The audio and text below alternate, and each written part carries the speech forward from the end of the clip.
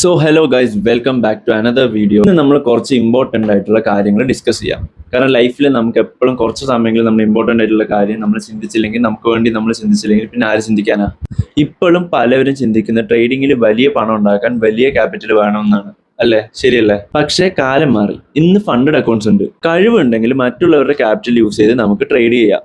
And അതിനേക്കാളും interesting ആയുള്ള ഒരു കാര്യമാണ് ഓട്ടോമേഷൻ. കാരണം നമ്മൾ ഉറങ്ങുമ്പോഴും, ഇപ്പോൾ ജോലിക്ക് പോവുകയാണെങ്കിലും, നമ്മൾ ഫ്രണ്ട്സ് ആയിട്ട് പുറത്തു പോകണമെങ്കിലും, ഫാമിലിയുടെ കൂടെ നമ്മൾ സ്പെൻഡ് ചെയ്യാന്നുണ്ടെങ്കിലും, നമ്മുടെ റൂൾസ് പ്രകാരം, നമ്മൾ കൊടുത്ത സ്ട്രാറ്റജി പ്രകാരം നമുക്ക് വേണ്ടിയിട്ട് അവിടെ ഇരുന്ന് ജോലി ചെയ്യും. അതാണ് ഓട്ടോമേഷൻ. ചുരുക്കത്തിൽ പറഞ്ഞാൽ നമ്മുടെ റൂൾസ് അനുസരിച്ച് ട്രേഡിംഗ് എടുക്കുന്ന ബോട്ട്സ്. ഫിയർ ഇല്ല, ഗ്രീഡ് ഇല്ല, റിവഞ്ച് ട്രേഡിംഗ് ഇല്ല, only rules, strict rules, just rules.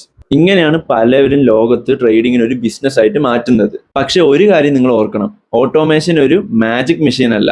ആദ്യം സ്കില്ല് വേണം, പിന്നെ നല്ലൊരു സ്ട്രാറ്റജി വേണം, അതിനുശേഷം മാത്രമാണ് ഓട്ടോമേഷൻ. ട്രേഡിങ്ങിന്റെ future human intelligence plus artificial intelligence ആണ്. ഇപ്പൊ തുടങ്ങുന്നവർക്ക് ഇത് നല്ലൊരു അവസരമാണ്. കാരണം എന്താ വെച്ചാൽ നമ്മളാണ് സ്റ്റാർട്ട് ചെയ്യുന്നത്. ഇത് ജസ്റ്റ് ഒരു തുടക്കം മാത്രമാണ്. സോ നെക്സ്റ്റ് വീഡിയോ വരുന്നവരെ സ്റ്റേ ട്യൂൺഡ്.